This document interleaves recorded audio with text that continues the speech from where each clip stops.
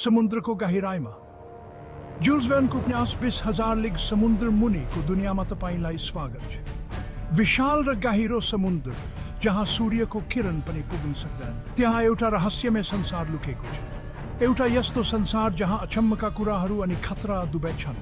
समुद्र अनि यसको गहिराईमा लुकेका रहस्यहरूले मानव जातिलाई युगौंदेखि मोहित गर्दै आएको छ।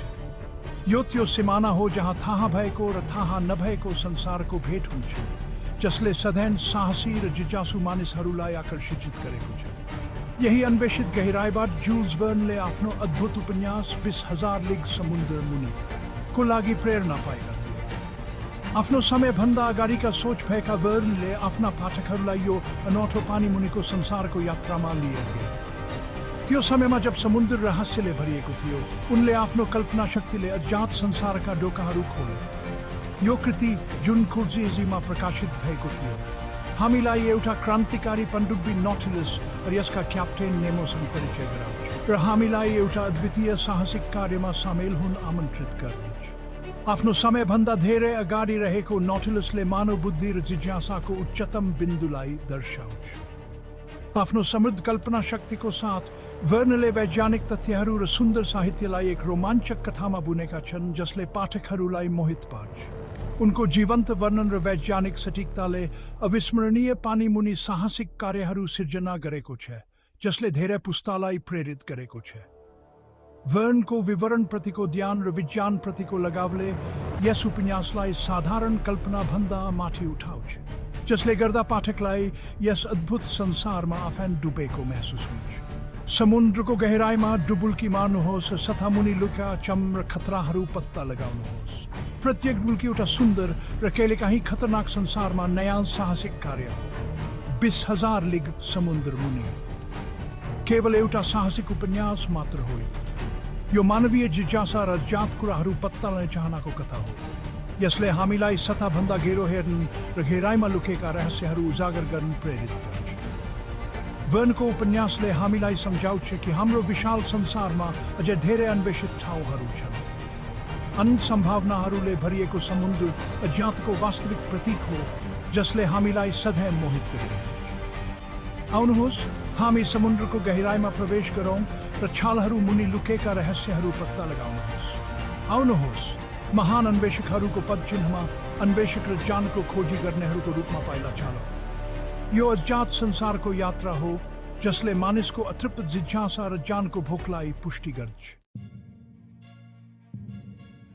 गहिराईको रहस्य एउटा समुद्री दानव र एउटा साहसिक अभियान।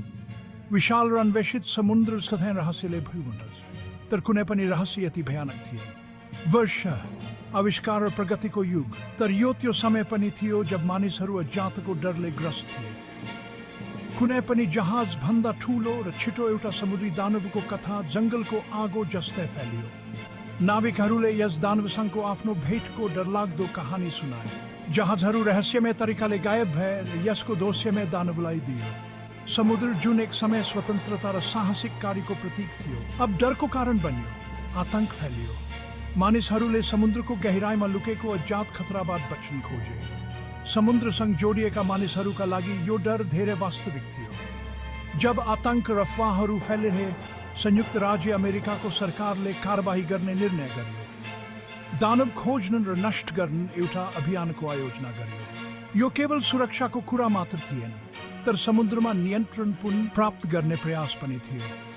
प्रख्यात वैज्ञानिक र समुद्रविद प्रोफेसर पियरे अरोनियाक्स यस अभियानमा सामेल भए। उनको अतृप्त जिज्ञासा र विशेषता मिसनको लागि अमूल्य थियो। यो मौका गुमाउन सक्दिन्थिए। कल्पना गर्नुहोस्, त्यस्तो प्राणीको अध्ययन गर्दै। यो एउटा अद्वितीय अवसर थियो जसले मेरो जीवन परिवर्तन गर्न सक्छ। हुन सक्छ हामीले समुद्रको बारेमा हामीलाई थाहा भएको सबै कुरा परिवर्तन गर्ने कुरा पत्ता लगाउने छौं। प्रोफेसर अरोनियाक्ससँग उनका वफादार नौकर कन्सेल र अनुभवी हार्पुनर नेड ल्यान्ड पनि थिए। तिनीहरू प्रत्येकले यस असाधारण साहसिक कार्यमा अद्वितीय योगदान दिए। म प्रोफेसर अरोनियाक्सलाई दुनियाँको अन्त्यसम्म पछ्याउने थिए। उनको जिज्ञासा र जोश संक्रामक थियो। यदि त्यो दानव वास्तवमा अवस्थित छ भने म यसलाई फेला पार्ने छु र समात्ने छु। यो कुनै साधारण मिसन थिएन, यो शिकार थियो र म यसको लागि तयार थिएँ। तर तिनीहरूलाई थाहा थिएन कि दानुको शिकार उनीहरूले कहिले कल्पना पनि गर्न नसक्ने कुरामा परिणत हुनेछ। समुद्रले उनीहरूले सोचेभन्दा धेरै रहस्यहरू लुकाएको थियो। अभियान अब्राहम लिङ्कनमा आफ्नो यात्रा सुरु गर्यो। त्यो समयको सबैभन्दा उन्नत युद्धपोतहरू मध्ये एक। यो एउटा प्राविधिक चमत्कार थियो जुन सबैभन्दा ठूलो आँधीहरूको सामना गर्न सक्षम थियो। तिनीहरूको काम विशाल समुद्र पार गर्नु, रहस्यमय प्राणी पत्ता लगाउनु र जहाजहरूको लागि खतरा हटाउनु थियो। जहाजमा सवार सबैलाई थाहा थियो कि तिनीहरूले आफ्नो ज्यान जोखिममा राखिरहेका छन्। आफ्नो यात्राको क्रममा तिनीहरूले धेरै चुनौतीहरूको सामना गरे, प्राकृतिक प्रकोप र सामान्य समुद्री जीवहरू दुवै। प्रत्येक दिन एउटा नयाँ साहसिक कार्य थियो जसले तिनीहरूको साहसको परीक्षण गर्यो र तिनीहरूको क्षितिज विस्तार गर्यो। यी कठिन परिस्थितिहरूमा चालक दलका सदस्यहरू बीच एक गहिरो सम्बन्ध विकसित भयो। सुख र दुःख बाँडेर तिनीहरू साधारण साथीहरूबाट साँचो मित्र बने। तिनीहरूको साझा लक्ष्य र विस्मरणीय साहसिक कार्यहरूद्वारा एकताबद्ध भए। राति जब समुद्र अनन्त देखिन्थ्यो, तिनीहरूले आफ्नो यात्राको विशालता महसुस गरे।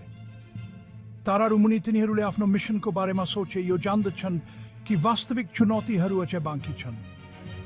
समुद्रले जेसुकै चुनौती खडा गरे पनि तिनीहरूले आफ्नो यात्रा जारी राखे, आशा र दृढ सङ्कल्पले भरिएका।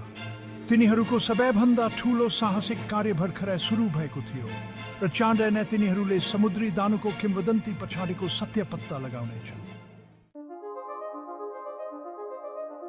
नौटिलस सँग भेट, एउटा प्राविधिक चमत्कार र रहस्यमय कप्तान। यो रहस्य, नवीनता र समुद्रको गहिराईमा एउटा अविश्वसनीय यात्राको कथा हो।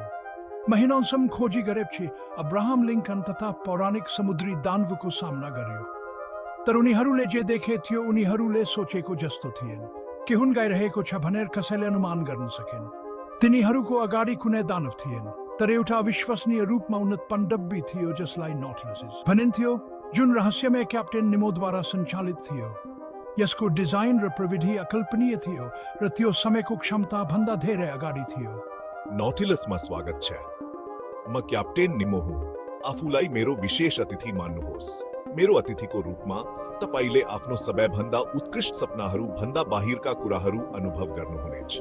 नौटिलस केवल पनडुब्बी मात्र होइन, यो समुद्रको रहस्यको चाबी हो। भिडन्तको क्रममा अरोन्याक्स, कन्सेल र नेड ल्यान्ड पानीमा खसे। भाग्यवश तिनीहरूलाई नौटिलसको चालक दलले बचायो। तिनीहरूको प्रारम्भिक डर र अनिश्चितता चाँडै नै अचम्म र जिज्ञासामा परिणत भयो। तिनीहरूलाई क्याप्टेन निमोसँग परिचय गरायो, एक बुद्धिमान तर रहस्यमय मानिस। उनी एक अस्पष्ट आभाबाट घेरिएका थिए जसले निरन्तर नयाँ प्रश्नहरू खडा गर्यो। क्याप्टेन निमो, यो पनडुब्बी मैले यस्तो प्रविधि कहिले देखेको छैन। यो कसरी सम्भव छ? यो डिजाइन, यो निर्माण अविश्वसनीय। मैले बाहिरी संसार त्यागेको छु।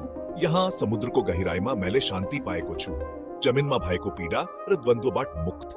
यहाँ छालहरू मुनि वास्तवमा स्वतन्त्र छु। समुद्र असीम छ र रहस्यले भरिएको छ, जुन म पत्ता लगाउन चाहन्छु।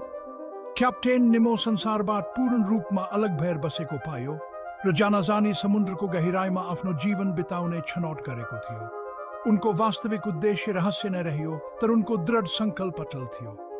नौटिलस, जेल र जहाज दुवैले उनीहरूलाई एउटा अद्भुत संसारको अविस्मरणीय यात्रामा लग्यो, जहाँ विज्ञान र प्रकृति सद्भावमा थिए, तर जहाँ खतरा र चमत्कारहरू एकअर्कासँग जोडिएका थिए।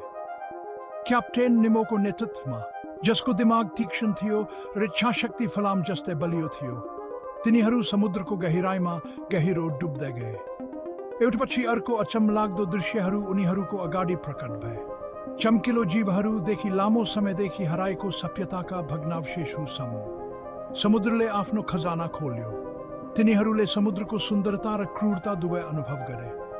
प्रत्येक दिन नयाँ चुनौती र आविष्कारहरू लिएर आयो, जसले तिनीहरूको साहसको परीक्षण गर्यो र तिनीहरूको क्षितिज विस्तार गर्यो। सम्पूर्ण यात्राभरि क्याप्टेन निमो एक रहस्यमय व्यक्तित्व बने रहे। उनले कठोरता र आत्मविश्वासका साथ आफ्नो टोलीको नेतृत्व गरे, आफ्नो लक्ष्य हासिल गर्न दृढ सङ्कल्पित। समुद्रप्रतिको उनको जुनून मोहक र भयावह दुवै थियो, मानव बुद्धिको शक्ति र जातको लागि कहिले नमर्ने भोको सम्झना। भाग जाहिरो समुद्रका चमत्कारहरू पानीमुनि अन्वेषण र आश्चर्यजनक खोजहरू। हामीले नोटिलसमा संसारभरि एउटा अविस्मरणीय यात्रा गर्यौं। पनडुब्बीको जालबाट हामीले एउटा अद्भुत र विविध पानीमुनिको संसार देख्यौं। रंगीन कोरल रिफहरू जीवनले भरिएका थिए। डुबेका जहाजहरूले हामीलाई विगतका रहस्यहरूको सम्झना गराए। हाम्रो वरिपरि असामान्य र कहिले नदेखेका जीवहरू पौडी खेलिरहेका। समुद्री जीव विज्ञानीको रूपमा मैले आफ्नो जान प्रयोग गरेर अरूलाई समुद्री जीवहरूको जीवन र बानीहरूको बारेमा बताए। हामी विशाल स्क्विडसँग आम्ने सामने भयौं, केल्प जंगलहरू अन्वेषण गर्यौं र विशेष डाइभिङ सूट लगाएर समुद्री किनारमा पनि हिँड्यौं। नौटिलस एउटा जादुई जहाज जस्तै थियो जसले हामीलाई समुद्रको कुनै पनि कुनामा पुर्याउन सक्थ्यो। हाम्रो सबैभन्दा आश्चर्यजनक खोजहरू मध्ये एक एटलान्टिस थियो, पौराणिक हराएको सहर जुन समुद्रको पिण्डमा अवस्थित थियो। यस खोजले मेरो जिज्ञासालाई मात्र बढाएन तर मानव इतिहासको क्षणभङ्गुरताको बारेमा पनि सोचन बाध्य बनायो। भाग 5 नौटिलसमा जीवनवान मित्रता र दार्शनिक बहस। नौटिलसमा जीवन एउटा अनौठो अनुभव थियो। यो एउटा बन्द ठाउँ थियो तर हामीले स्वतन्त्रता महसुस गर्यौं। अरोनियाक्स प्रविधि र खोजहरूबाट मोहित भएका थिए तर म स्वतन्त्रताको लागि तडपिरहेको थिएँ। म खुला समुद्रमा फर्कन चाहन्थे। मैले एक वफादार नोकरको रूपमा आफ्नो कर्तव्य पूरा गर्ने प्रयास गरेँ र यस असामान्य वातावरणमा व्यवस्था कायम राखेँ।